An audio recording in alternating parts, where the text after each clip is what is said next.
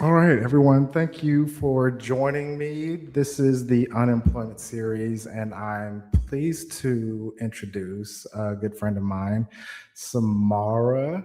She's going to tell us about, we're going to go into a touchy subject here today, but hopefully we're going to keep it, positive and informative. And that's what the intention of this live stream series is about, is just to make sure that job seekers and hiring managers and recruiters are all informed about the current state of the job market.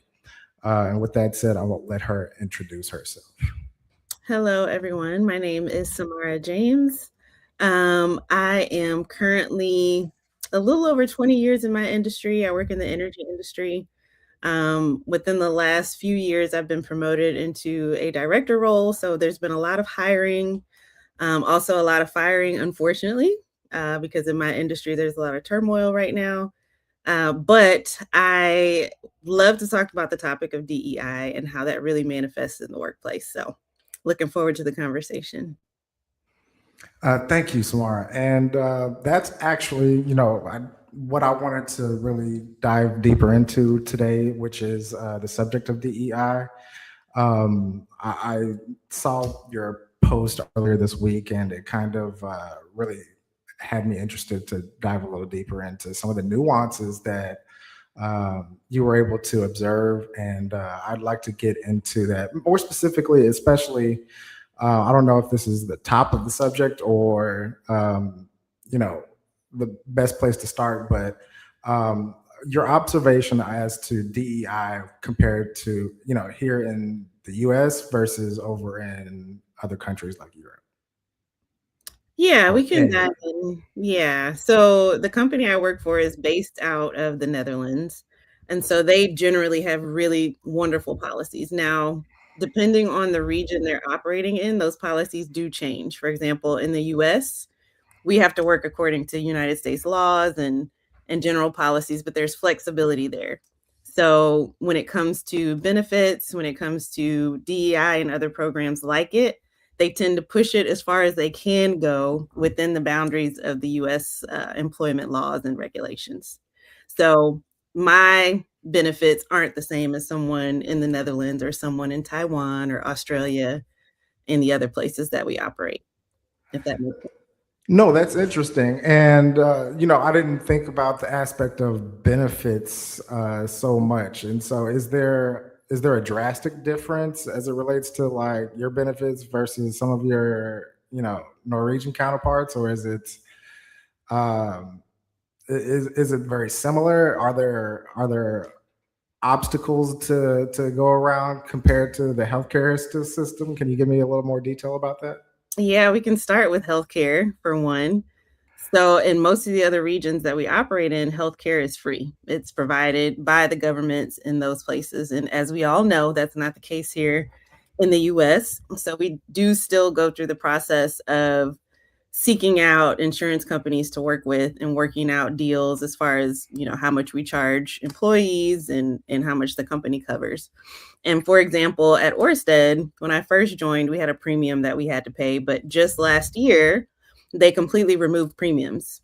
So I don't have to pay a premium at all for my healthcare here in the US. Well, So that's that's cool. something that any company could do in the US, and something that my company chooses to do. And as you can imagine, that's really beneficial. So the deductibles are higher, but without paying those high premiums, you kind of just put the money aside to cover the deductibles. So it works out. I see. So when it comes to, I guess, premium or no premium or US versus Europe, do you see a drastic change or difference in like salary or pay structure? Actually, Because salary and pay structure is different for every region. Again, so what they do, they have local HRBPs or HR representatives in each region, that work to make salaries competitive. So at the end of the day, they're still a business trying to operate at a profit. And so they tend to try to make sure that we're competitive enough to attract the best employees. And that's as far as it goes. So they do pay really close attention to what we're paying people, how that compares with what other people are paying. And they also, within the company, try to make sure that salaries are balanced according to capabilities, workload, role, and all of that, which is more than I can say for some of the US-based companies I've worked for. Oh They're no, that very makes, transparent. Yeah. I see. And so, moving back over to the DEI subject, I'm curious as to what you see from the hiring process. As Mhm.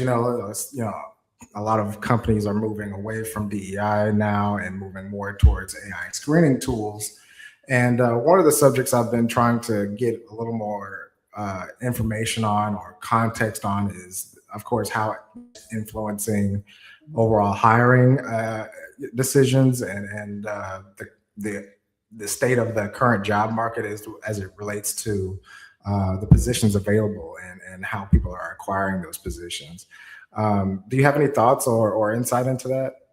I have a lot of thoughts, and that's what inspired the Instagram post. Essentially, what DEI is, and I had a few conversations since that post with folks who work in other industries, um, is a company's internal commitment to looking at diversity across their organization. So it's not something that's mandated from outside. And it's a business decision to do so because the research shows that companies are more profitable when they have a talent pool that's more diverse for obvious reasons, a talent pool that reflects the diversity in their communities and in their customer base. And so what that looks like is there's usually a team within the company, whether that's a team dedicated to DEI or the HR team that looks at statistics across the organization and says, hey, this is where we stand with the percentage of, women, men, people of different races, age groups, and all of those things. And they say, we think it's a good idea to shoot for this. So it's all very much internally constructed and managed. And what that typically will look like at a company is that same team coming up with training, guidance around biases, things that make people aware that they may be operating according to bias. But when it comes down to the actual hiring process, that's just something along with all the other management training that's kind of playing in the background. So you could have someone who has very strong prejudices making a hiring decision that's gone through that training and they choose not to employ that training. And there's nobody policing whether or not that's taking place. And also, even if someone takes their training seriously, at the end of the day, it's a business and you're looking for a certain set of capabilities. And so most hiring managers are focused on making sure they hire the best talent with their biases at bay. And I think people think that there's more to it than that, and there really isn't. I've talked to, like I said, people who work in other industries, and they've said things like, well, we do go out to HBCUs, for example, to recruit, or we do target, women only schools or whatever to try to make sure that the people that are applying to our jobs are coming from a diverse pool, um, which can also increase diversity within the organization. And then from there, it's kind of a snowball effect. So if Right. you hire someone from a diverse background, they're more likely to also hire someone from a diverse background. But at the end of the day, there's nobody saying you need to meet this quota for women, minorities. And so our company very publicly publishes our stats around DEI. And so we can see how we're doing every year. And that number will fluctuate. And there's a lot of factors that contribute to whether a business has a diverse workforce. So, for example, there's not a lot of women in STEM. So if you're part of a company that's very technical or manages, construction and things like that, it just may not be a popular choice for women or Right. minorities. And so I think people see it as this thing that's happening the same way across the board, and it's not. And I also think people forget that it is about profits at the end of the day. And so it's something that most or a lot of organizations understand affects their bottom line in a very real way. No, I like that you said that. And, it makes me think about some of the nuances when it relates to it being an employer focused market. And when I say that, I mean that there are more people available than there are jobs available. Yeah. And that, makes it easy for a company to extend their, hiring process and make sure that they've, vetted out people for, exactly the right details that they want in that position. If they have everything on paper, then that's great, and it's less likely for somebody to be able to make a pivot from maybe a similar or different industry, or maybe they're less open to somebody who doesn't have maybe all the listed details or job descriptions, but has most of them, or is willing to learn, or maybe has soft skills that can kind of, smooth over some of maybe the lack of experience or the lack of, technical skills. So with that, keeping that in mind, knowing that there's, so many people on the market who do have that experience, there's a high level of competition out there, and they're not necessarily in a rush to make a decision.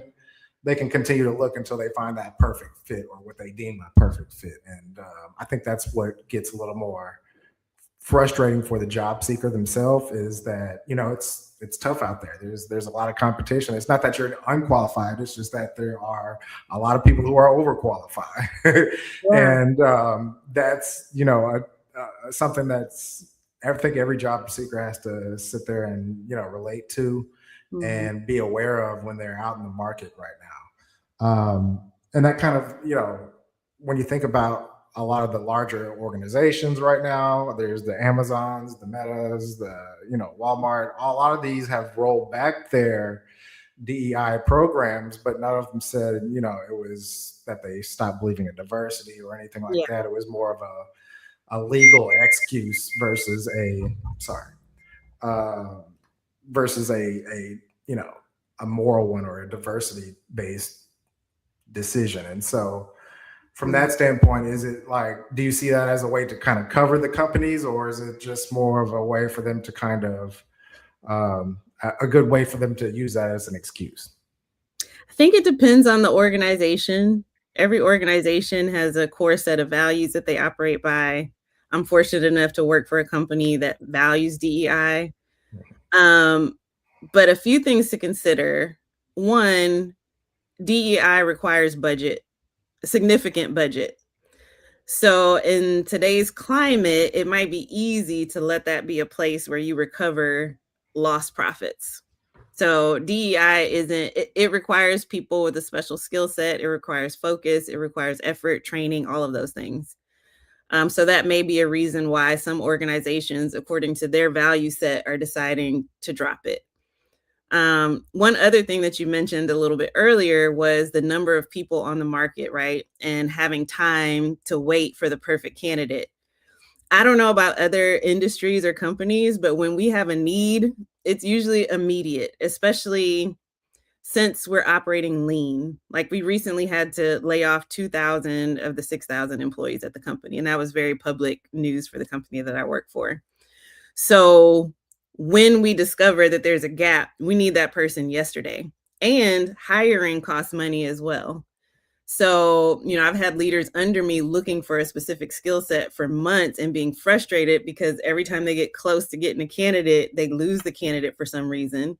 Then we have other areas of the business where there's an abundance of qualified talent. So timing makes a difference. The need of the business makes a difference. Not everybody's looking for the perfect candidate.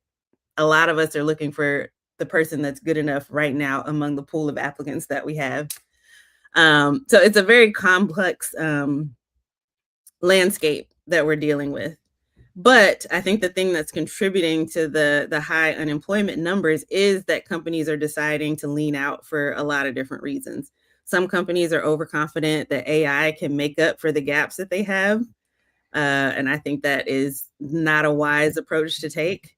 Other companies don't have a choice. We had to cut, based on things that were happening with the renewable energy industry. So I think some companies are using it as an excuse and as a money saver to cut the programs. But I was telling someone the other day, a lot of organizations are already at critical mass. And what I mean is, they've hired a lot of diverse talent already.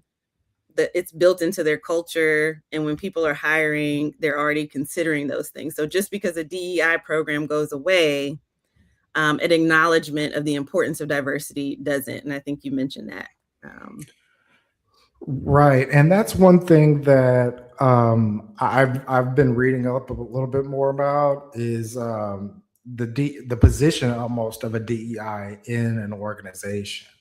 Yeah. I believe you said like you have almost a team dedicated towards that. Is that correct? Yes. And so from some of what I've been learning has been that people are removing DEI from their titles and their positions because they Mhm. don't necessarily want to be excluded for that reason at this point now.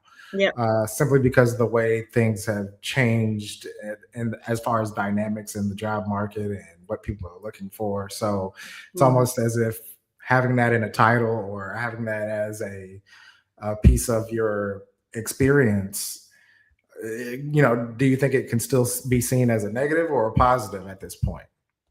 To be honest, my guess, and it's a guess, is that it could limit your opportunities. But the thing about that is, you don't need every opportunity. You just need one. So I would say if someone is passionate about DEI or they have a very deep skill set in DEI, I would still include it because there are still organizations that do value that knowledge and expertise. It may take a little bit longer to match up with that employer, but I think it's worth it at the end of the day, especially if DEI is something that's important to the individual. No, I think that's important to note that a lot of companies say they're moving towards more merit-based hiring versus DEI programs, but there are others that are still openly trying to keep their DEI programs in place, and I appreciate that.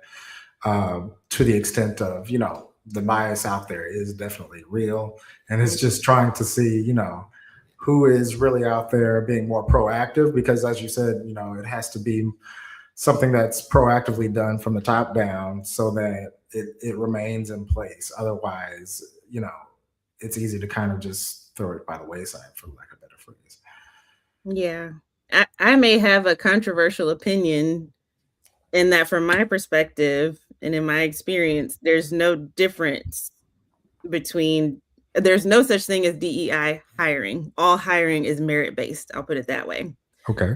So if you end up with a pool of resumes of 10 people and you've got, 5 women, 2 men, and then you've got some diverse cultures in there, at the end of the day, what you're doing, if you have a DEI program, is just checking yourself for biases. But if one of those white men is more qualified for the role and they're a standout candidate, that's who gets hired at the end of the day. So the DEI programs are there to keep someone. Let's say if I was hiring, for example, and there was a white man in the pool that was most qualified, but I wanted to hire someone more like me, the training is there to keep me from doing that. But at the end of the day, those last 10 resumes that you get, or those last candidates that you're considering, should be the most qualified people for that position. So there's no DEI hire. I feel like that's a term that was coined by people that see someone that comes from a different background and they say, oh, that's just a DEI hire. But there's no such thing. Like there's nobody that was hired because of their race or age or gender. No, I appreciate that perspective, but I suppose that coming from devil's advocate type of point, the job seeker, the possible skeptic, I would say from that, my concern would be the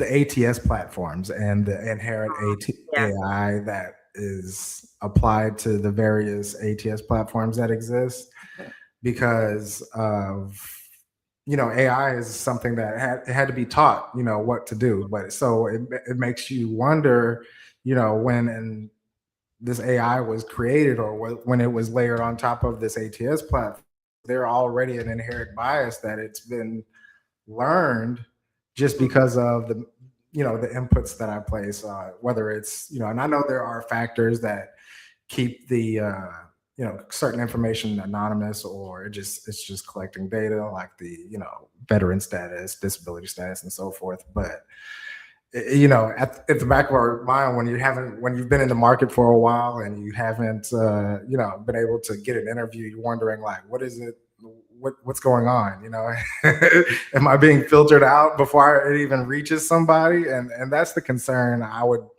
I think a lot of people have. Maybe it's valid, maybe it's not, I don't know. I don't have all the answers. I wish I did, but that's what I guess would be the concern of a lot of job seeker at this point. Yeah, that is definitely beyond my scope of expertise. I do think that that's a real thing. Like, I've done some casual study of how AI programs work. And I personally, like, my name is Samara James. You wouldn't be able to immediately tell my cultural background. You'd probably know I'm not white, but I get mistaken for Indian or some other things. My last name is James. It's weird. So it probably doesn't cause me to get filtered out in that way. Mhm. I tend to prefer not to say for some of those demographic questions if I'm applying for a role. And honestly, for the past, I'd say 10 years or so, every role I've gotten is because someone I knew reached out to me and told me about it. So I haven't had to deal with that aspect as much.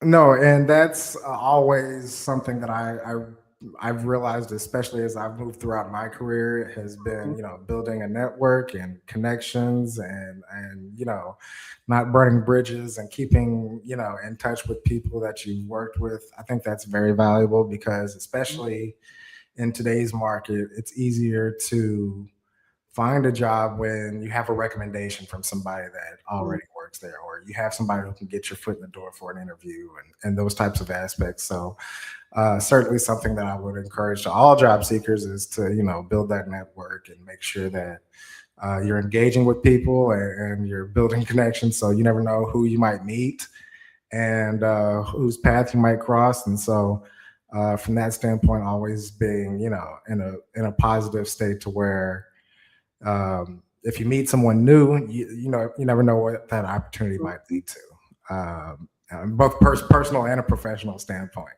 Yeah. And I would say, because there's a lot of advice around networking and how to approach someone and how to keep in touch. But the absolute number one way that I've seen in my 20 something year career to be recommended is to just show up as your absolute best self on your job every day. Mhm. And they will find you. You don't have to cold call, or, you don't. I haven't had to, I'll put it that way, because I can't speak for everyone, but I haven't had to put a whole lot of effort into being strategic about maintaining relationships. But what I have done is show up in excellence in every role. And now that I'm in a leadership position, I'm seeing from the other side what makes you someone that a person doesn't forget and reaches back out to when another opportunity opens up. And it really is just someone that comes to the table with solutions and is a joy to work with, and knows their stuff. So if you're doing those three things, you're going to get yanked into places as your experience level builds, or you have the potential to do that. Um, of course, you can always build new relationships. Like, you and I met through a social group. I'm learning more about you and your skill set. So now I've got that in the back of my mind. But really, the way you show up, like you said, in every situation is important to making those connections, for sure. Absolutely, and that's one thing that I've definitely learned, especially more recently through that social club experience that we met through. I know previously I was very reclusive. I was, very much not somebody that would go out and socialize, but there's definitely value to that, especially, at this point in our lives where so many things are online, and we meet people through, digital placements all the time. Having those engaging interactions in person, meeting new people in an organic way is something that I've learned to be very valuable, but also something I've appreciate it quite a bit because, especially when you move to a new place or a new city or something like that, Mhm.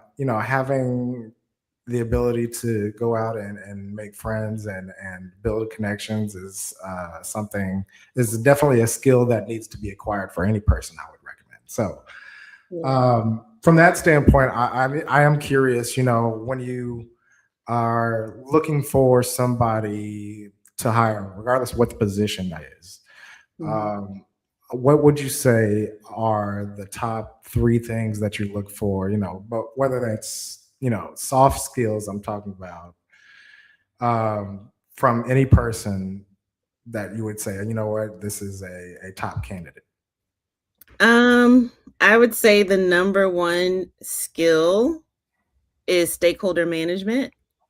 And to me, the way I measure whether someone has a strong stakeholder management approach is whether they've gotten results, because most organizations nowadays require a lot of buy-in from a lot of different teams, and it requires people who understand relationships, like we're talking about, understand personalities, understand all of those dynamics, and looks at things from a business perspective. I think previously we looked for people who had strong technical skills, which is still important. But when you're looking at executing large scale transformations across businesses, or you're looking to start something new, or you're looking to execute, that stakeholder management and relationship building is number one.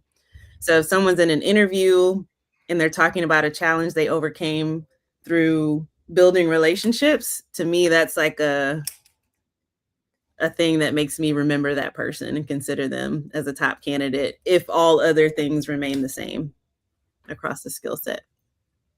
So stakeholder management. That's Mhm. especially I work in marketing industry. That's where I lead. So having those client calls, Mhm. having those performance reporting calls and letting them know, hey, this is how our strategy is working.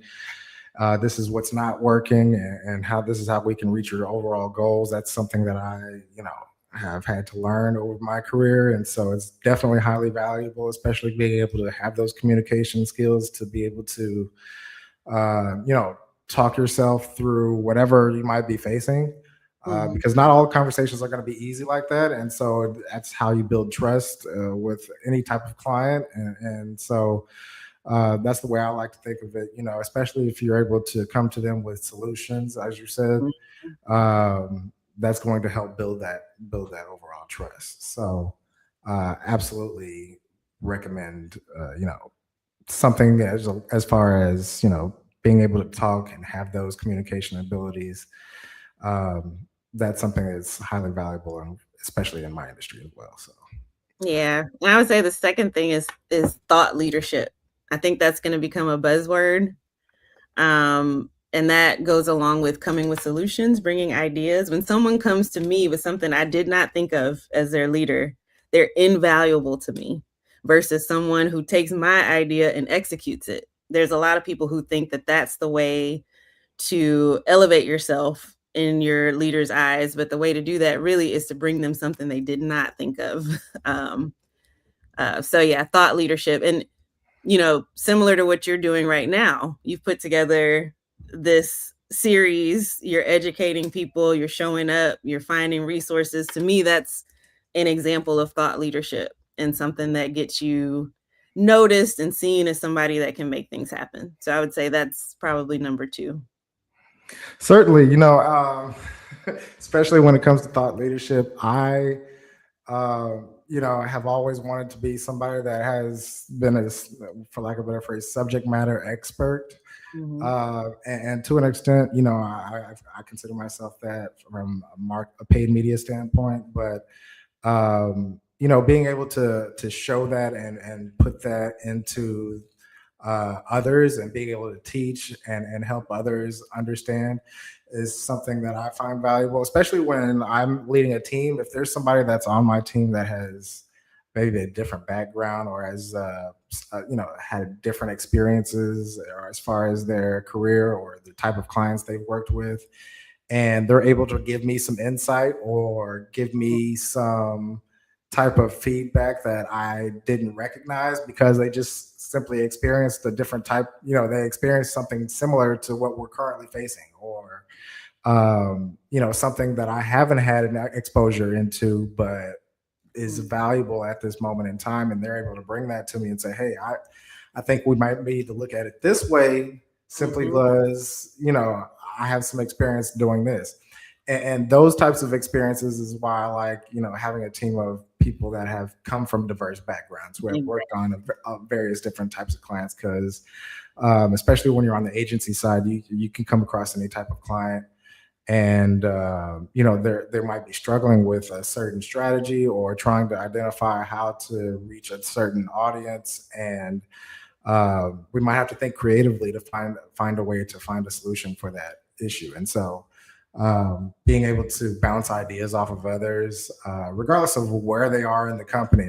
I've learned things from people who are junior associates to, people who have been executives for, several years, and being able to learn something from everybody I come across is something that I really find valuable. And I definitely remember that person more when they're able to teach me something that I haven't learned before, or expose me to something that I haven't had a chance to experience yet. So I definitely like that's what I Yeah. like about being able to, especially in the marketing industry. It's always something new, it's always a different challenge, and it's constantly evolving and changing. Yeah, and I think thought leadership is gonna become the number one skill with AI in the picture, because that's the one thing that AI can't still do that human beings can do. So being able to synthesize, take experiences, personal experiences that you've had that aren't necessarily floating around on the web, and turn those into solutions or innovative things for companies to take and use is going to be the way forward, I think.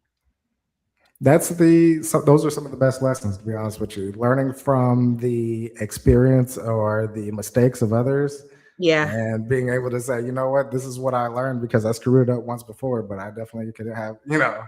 somebody, so I don't have to come across that same type of issue, and I can be prepared for what I might be facing if I need to go down that same road. So I certainly appreciate that. Hmm. So, Samara, I definitely appreciate your time. I don't want to keep too much more of your time, but it's absolutely been a pleasure catching up with you, learning about your perspectives and DEI. So, that's something that I certainly want to appreciate and recognize how much I appreciate your time. Do you have anything else that you want to discuss, or any other areas that you would like to touch on before we sign off for the day?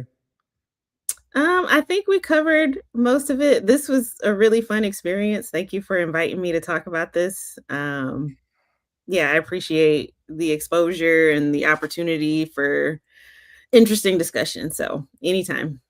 Absolutely, absolutely. Thank you again. I'm going to sign it off for here, but it's been a pleasure, and hopefully we can catch up some other time. All right. Thanks, Aaron. All right, you have a good one. You too.